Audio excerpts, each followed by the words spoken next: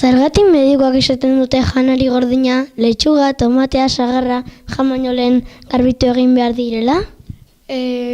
Mikrobiok ez jateko, txikinkerik ez jateko, eta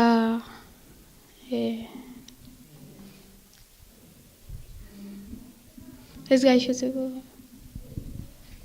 Zure ustez, eskua garbitzen ez ba egin dituen, zer gerta daiteke? Gaixo alga jarri du. Zergatik uste duzu hortza garbitza importantea dela?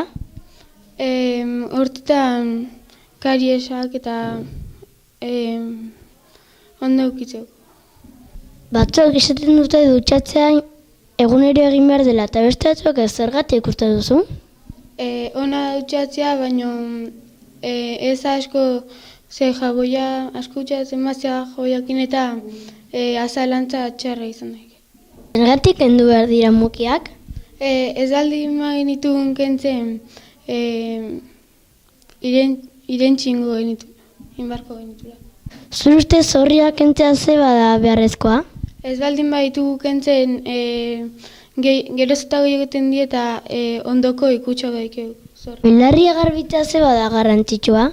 Infekzioak ez eukitzeko, belarriko minek ez eukitzeko, argizari ez eukitzeko eta entzumena zaintzeko.